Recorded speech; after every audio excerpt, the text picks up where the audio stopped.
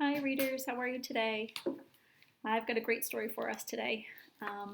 It's one about the outdoors, and it's reminding me of our own personal narratives because it is a story of both a first time that someone did something and also sort of a tradition. So it's definitely the story of a small moment, sort of an afternoon, where in this writer's heart, I think we see a lot of feelings that you guys know about from your stories about things like how someone can be really special to you, or about memories that make you feel really happy and loved and safe, and also times where you tried something new and there was some frustration. So this is a story called Down by the River. I don't know if any of you have ever read this before. It's written by Andrew Weiner and illustrated by April Chu. And just looking here, if you had to guess, what is this a story about? I'm thinking it's a story about a fishing trip because I see a fishing rod here. And I can't quite tell more than that to start, except that they all look pretty happy. They don't look scared about these big fish here in the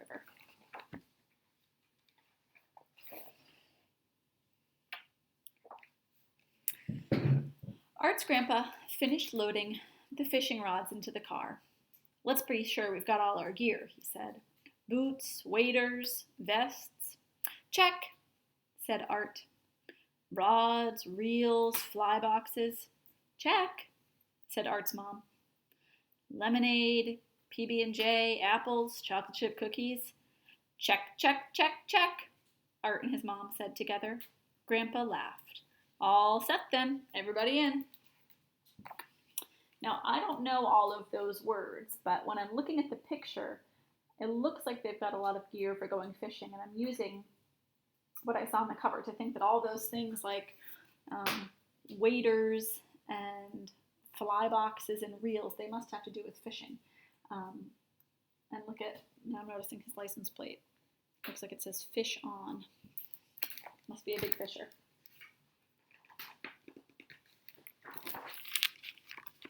They climbed into the car, Mom behind the wheel, Grandpa beside her, Art in the back. "I started taking your mom fishing when she was just a young girl," Grandpa said to Art as Mom drove. Mom smiled. They were heading to the river. It was Art's favorite kind of day, a fishing day. Looks like they're even bringing their pup with them.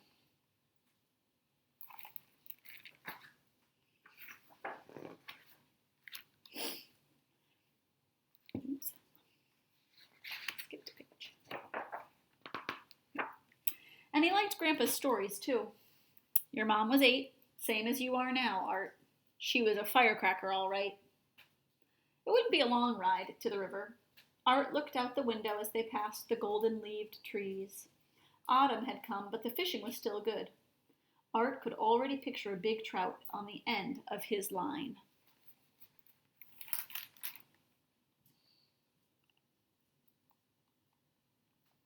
So I know it's fall. I'm also thinking that this looks like it could take place in New Hampshire. I don't know that it does, but it looks pretty similar to some of the forests that I've seen around here once you get driving a little ways out towards the country.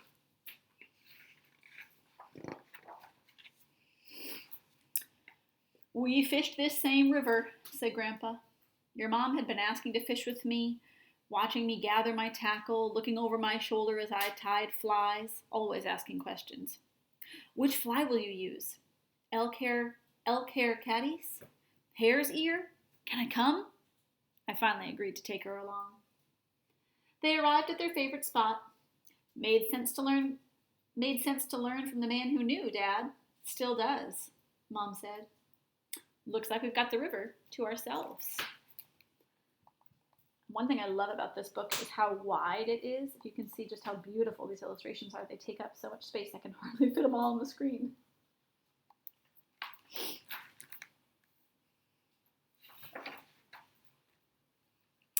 Soon they were assembling their gear, waders and boots, rods and reels. Then the air hummed with the sound of fishing lines being pulled through guides. "On your 8th birthday, I surprised you with your own rod and reel. Remember?" Grandpa said to Mom as they worked. "And waders and boots, just your size." Like these you gave me? Art asked, shuffling a bit in his big boots. Yes, sir, and we came to this river and we sat and talked and watched the water. Grandpa closed his eyes for a moment as he remembered. Your mom picked the spot, and on the first cast, her very first, she caught a fish. What a beauty. And so was the fish. Oh, Dad, Mom laughed, putting her arm around his shoulders. Art looked at his rod. He'd never caught a fish on his first cast. One thing I love about this is that line there where Mom says, oh, Dad, and she puts the arm around him. Doesn't say, like, and she loved her dad so much, but I can definitely tell that she does, the way that she's interacting with him.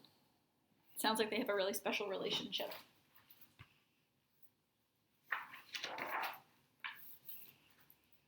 Let's get the lay of the land, Grandpa said.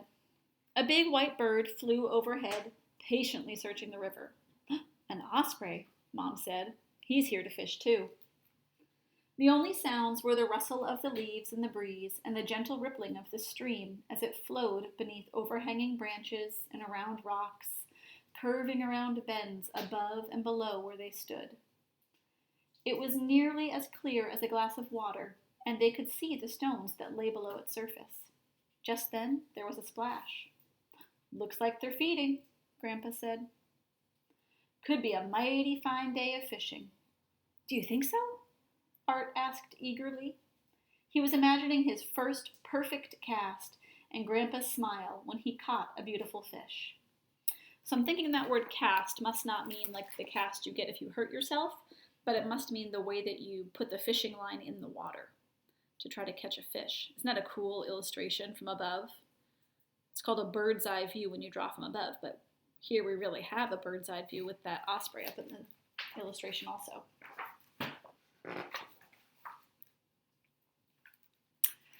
A small bug with delicate wings landed on Art's arm. A caddis, said Mom. Trout food. Never heard of that bird before, or that bug before, excuse me. The air was full of caddis. When they dropped into the water, hungry trout gobbled them up with a splash and a slurp. They're feeding on top, said Grandpa. Mom took a fly from her box and tied it to the end of her line, and then did the same for Art. One of Grandpa's special elk hair caddis. Fools him every time. She handed another to Grandpa. He tied it on, almost faster than Art could see.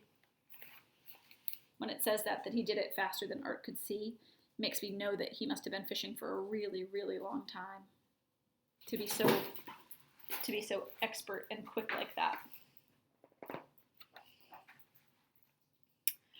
Mom slowly stepped into the water, took a good look around, and cast her fly. Oh boy, got one. Same as always, Grandpa said with a chuckle. She's a natural. Mom slipped her net under the fish. She held the trout gently in the water, then raised it to show Art. It's a rainbow, she said. He could see a beautiful red stripe along its silver side. She eased the fly out of the corner of its mouth and dipped the net into the water. The trout darted back into the river. There she goes. Oh, interesting. So I've only been fishing a few times in my life, but when I've gone, we went to try to catch fish that we would then eat. But it sounds like they're fishing just to catch them and maybe just to send them back. Or maybe it has to do with what size they are. I'm not sure.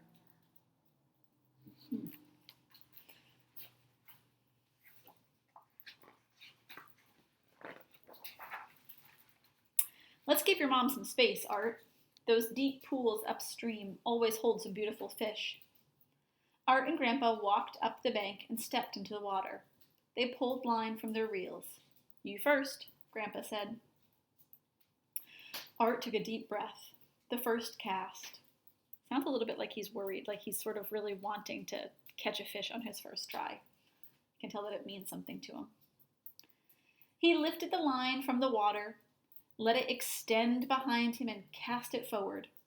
The fly flew straight and true, right into a tree branch above the stream.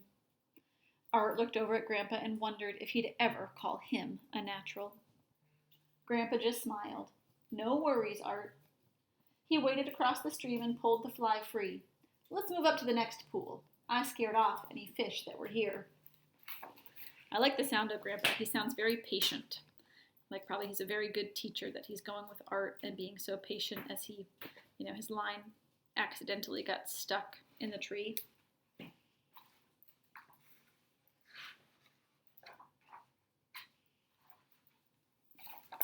They waded upstream together.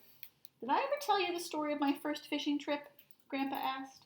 My brother took me along with some of his friends, and the first thing I did was hook my brother on my very first cast, in front of everyone.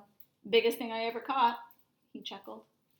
Art had heard the story before, lots of times, and it always made him smile. He took another deep breath and looked up the river. He saw a perfect spot by the far bank, a big rock 15 feet away. Behind it was a section of slow, calm water. He was sure a trout would be there. So it sounds like Art does actually have some experience fishing, that he knows what a good spot would be. It's making me curious if any of you are people who go fishing or if you've ever tried that. Sounds like over time he's really learned what the best things to do are, even if he hasn't been super successful. Art lifted his line again, and it uncoiled behind him. Uncoiled is like when something's been wrapped up and it like comes unwrapped and sort of stretches out, like picture a ribbon being uncoiled. It uncoiled behind him. He remembered everything he'd been taught. Wrist firm, line extended back in a loop behind him without hitting the water, cast forward like driving a nail. The line arced forward and the fly landed softly a few feet above the rock. It drifted with the current past the rock. There was a splash, and the line went tight. Fish on, said Grandpa. Chip off the old block. The rod bent. Art started to reel the fish in and felt a strong tug on the other end of the line, the fish darting from one side of the river to the other and back again. Easy does it, Grandpa said. When the fish got close, he reached into the water and put his hand beneath it to gently hold it still while he removed the hook. It came out easily, and Grandpa held the fish in the water for a moment more.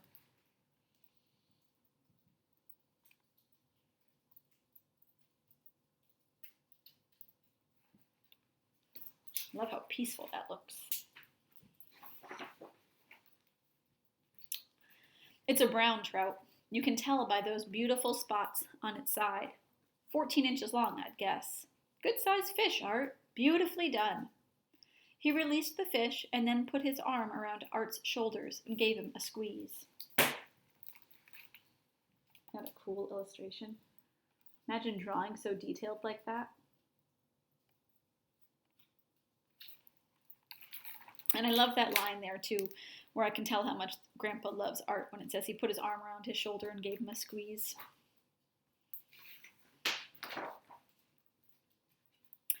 Overhead, the osprey still circled, searching for a trout of its own. You'll get one soon, Art called to the bird. Grandpa, one day I'm going to tell my grandkids about fishing with you. I bet we'll be fishing right here, and it will be nice as it is now. Just be sure to tell good stories, Art, like this one. He smiled at Art and pulled him close and said, Come on, let's do it again. Maybe it's my turn. Art made a promise to himself. I'll never forget this.